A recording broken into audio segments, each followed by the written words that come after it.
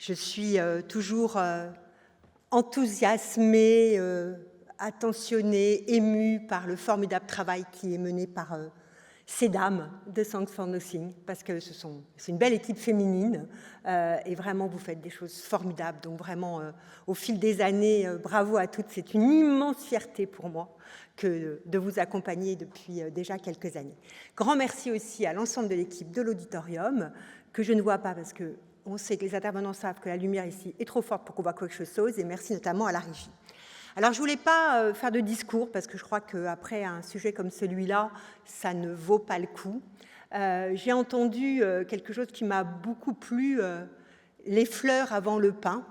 Et ça, je crois qu'effectivement, j'y crois. Il y a des dictateurs, effectivement, qui donnent du pain. Il n'y a pas beaucoup de dictateurs qui donnent des fleurs, à ma connaissance. Et j'aurais envie de dire les fleurs et le musée avant le pain. Et vous venez de nous dire, monsieur, que la beauté permettait aussi de trouver un lieu pour vivre. Et s'il y a un lieu dans lequel la beauté est chez elle, si je peux me dire ainsi, c'est bien le musée en général et le musée du Louvre en particulier. Alors du coup, pour conclure cette journée, j'ai décidé de lire un extrait d'un poème, parce qu'il est trop long pour que je le lise entièrement.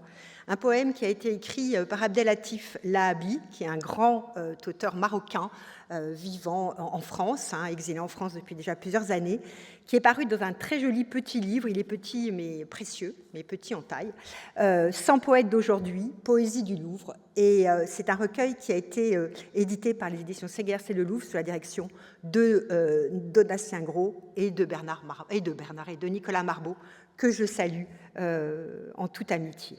Donc voilà le poème dont je vais vous lire un extrait pour conclure, d'Abdelatif Lahabi, à qui je rends hommage en le lisant, s'appelle « Le Louvre et la vraie vie ».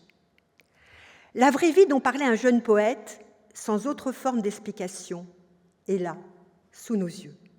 Elle s'est déroulée il y a des centaines des milliers d'années, et elle s'offre à nous, vibrante de beauté, touchée par la grâce que le génie humain peut prodiguer. Un vase qui provoque en nous la tentation du vol juste un instant pour pouvoir en caresser les contours.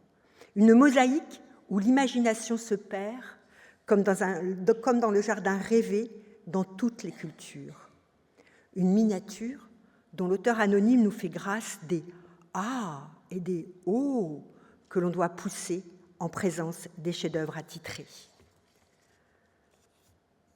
Une sandale à raffia ayant été portée par un esclave bâtisseur de pyramides.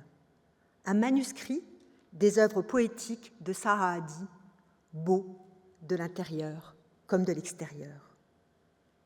Le tableau devant lequel personne ne se presse, gardant ainsi le loisir de ne dispenser ce secret qu'aux âmes sœurs et frères perdus au milieu de la foule. Ici, la vraie vie nous attend depuis l'aube de l'humanité. Poème écrit à Créteil le 11 septembre 2023. Un grand merci à toutes et tous.